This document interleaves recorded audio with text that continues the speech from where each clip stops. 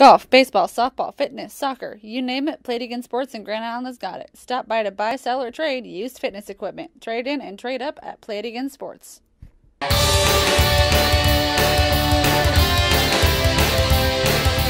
Welcome to End Zone Online. George Ayoub from theindependent.com with my buddy Bobby Mills, the 1,000-yard guy. Welcome once again, Bobby, to semifinal week. Big week. Big week. We have some semifinal games over. Championship games set in A and B, and as we speak now, some D1, D2 teams are playing. Yeah, Overton going right now against Hemingford. Against Hemingford, and Amherst, I think, is playing right now. Yeah, as well. they're all afternoon contests. And then the C1, C2 ball games are again tomorrow. So let's go through the classes. And you and I both saw a terrific game, high school football game, Friday night. We did. At Memorial Stadium here. Omaha North wins at 39-34, and it was... That's not indicative of how close this game was. Oh, wow. Well, I think you and I both agreed the last team with the ball last would win. It didn't happen that way, but pretty close. Pretty close. And, they kind of, went back and forth. And then Islanders are leading 28-27 on the strength of a missed extra point. The Omaha North gets the pick six. Yep. And that was a real changing point. And then Islanders immediately get a 75 or 80-yard run that was pretty from Jake Meyer. That was pretty remarkable. And they score.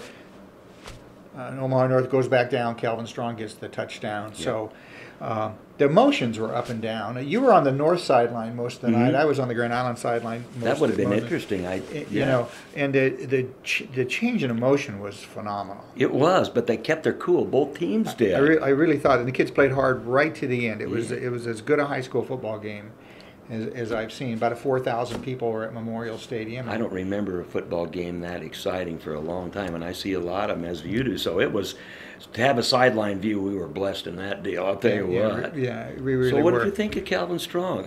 Well, it's interesting. He's not as big as I thought. I mean, no, I walked over to the north sideline for a little bit, and he's small, he's slight, but he has that knack to be explosive in the hole. And once he's there, he's to the next level, and it's in that regard, he is really a difficult guy. The other thing is he takes a shot. Oh, I know he does. And a lot of times you see players that like Andrew Rojas is a terrific runner for the Islanders, and he just runs in a way that people don't hit him hard. No, they just can't get a good shot on him. No, guys are getting shots on Strong, and he bounced right back up and. The thing that impressed me, and just what you said, but he had 39 carries for 221 yards. You'd think that was, 221 yards is a lot. Man, he earned every one of those. He was banged up, but he didn't seem to be phased after the game. No, 39 carries. I bet he was probably hit 100, 110 times. Had to. On that winning touchdown of about 17 yards, which was right in front of where I was standing. He was hit 4 times. Solid. Yep. And the last guy finally got him down, but he was in the end zone by that time. But so he'll be an interesting recruit next year, I think, just because of his size and he's got another year to mature as a football player and as a person. Yeah, I would hope somebody gives him a chance. He might put on some weight. He could. He's a young guy, so it'll be interesting. So we have West Side and Omaha North. By the way, great season for Coach Jeff Tomlin. Oh, wonderful. Jeez. Incredible coaching job. He brought back these kids, many of whom played as juniors because they had to, and they really were terrific all the way, particularly at the end of the season. I thought Pierce Allman was...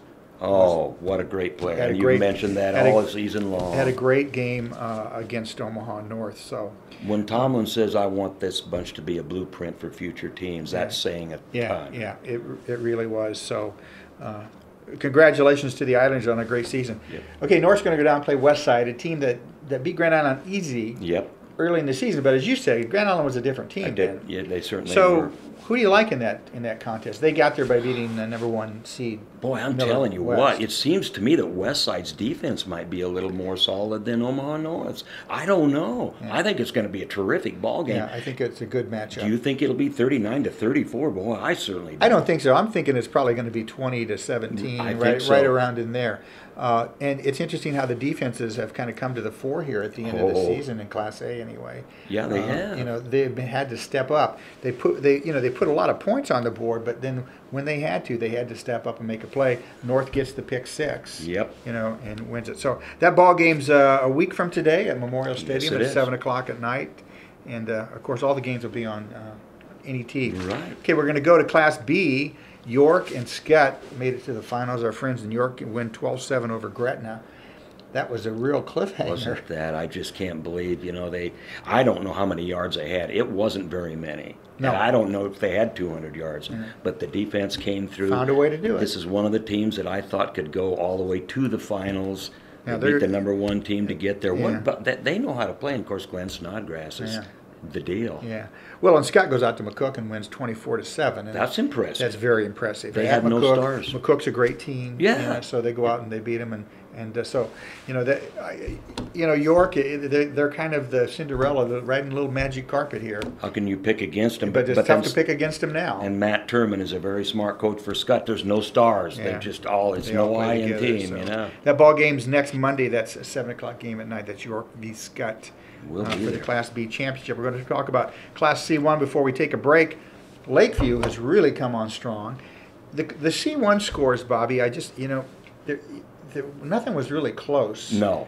In the quarterfinals here. Columbus Lakeview is going to play Ashland Greenwood, I should say, tomorrow.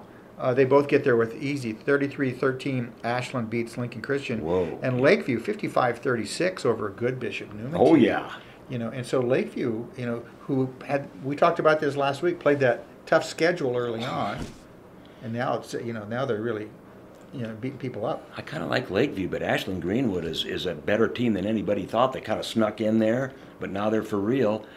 Lakeview is another team like York that has that unity, that senior class, like Grand Island does, and York, and Lakeview's that kind of team. I like Lakeview. Okay. I really do. They're explosive. On the other side of the bracket's probably the game of the year. It could be a state championship. Could be the state championship. Kozad, who has just been went through their schedule, just beating people right and left.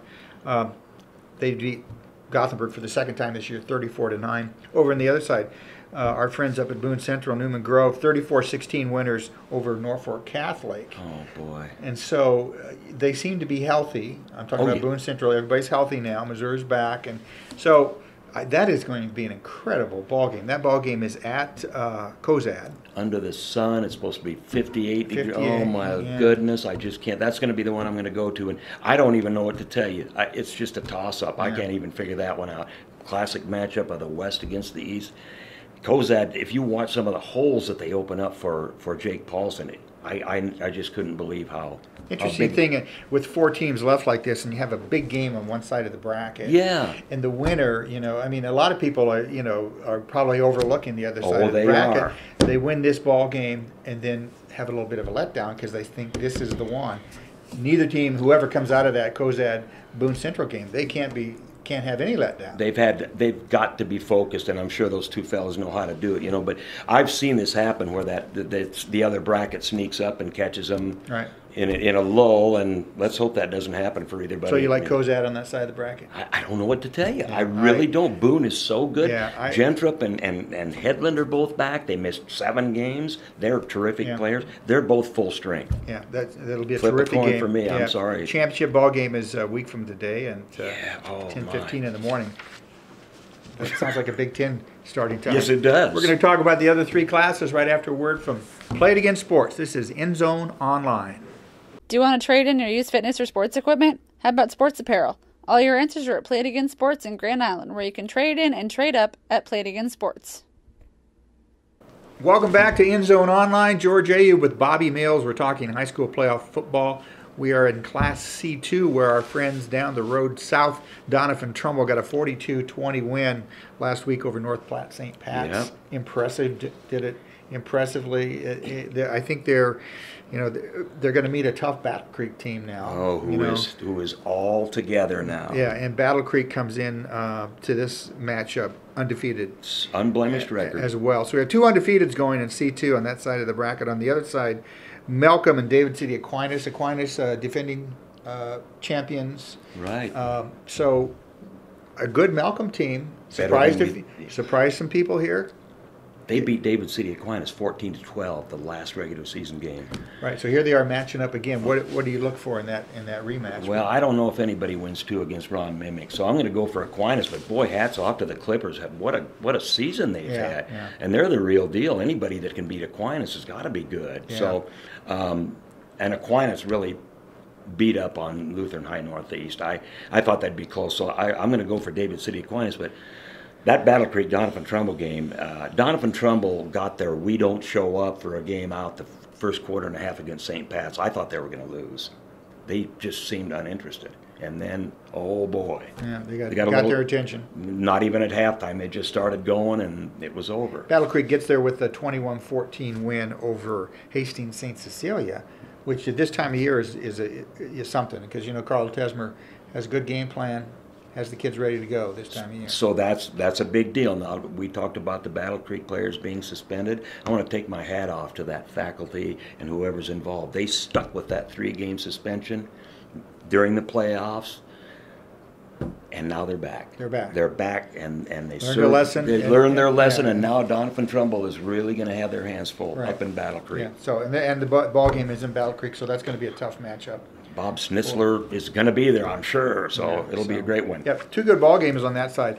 We're going to go to D2 now, and of course, as we said, Hemingford and Overton are playing as we speak, and Exeter, Milligan, and Creighton are also playing. Oh, but would I love to see that one. Yeah, lots of scoring. That's going to be a high-scoring game, I think, the Exeter Milligan. Definitely. Creighton, it's like basketball. They just run it all the time. How do you score 48 points on my friend Mike Spears up at Howells Dodge? That's how good Creighton is. Right.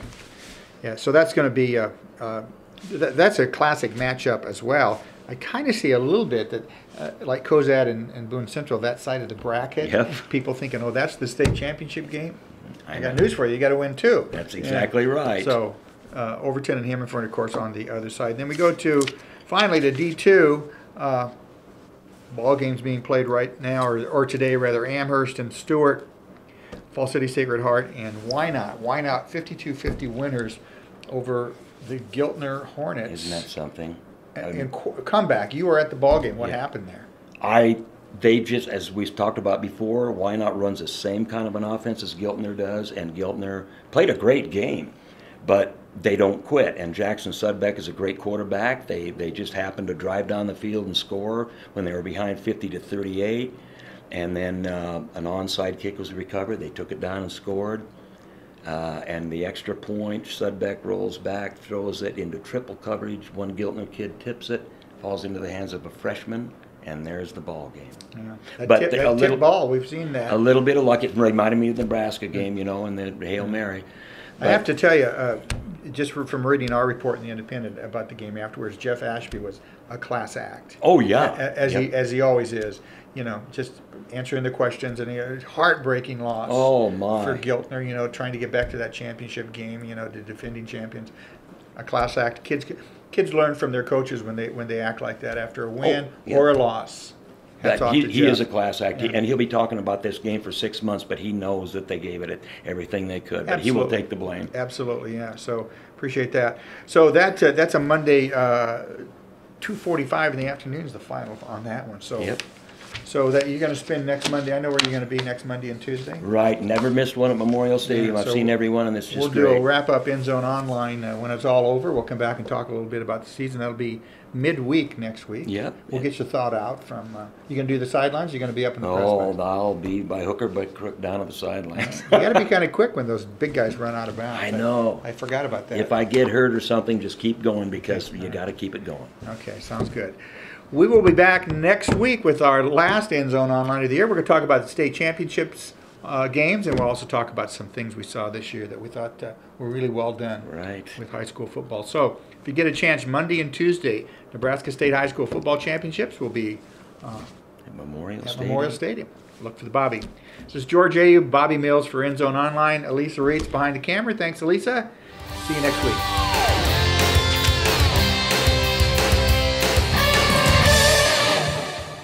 Do you want to trade in your used fitness or sports equipment? How about sports apparel? All your answers are at Play It Again Sports in Grand Island, where you can trade in and trade up at Play It Again Sports.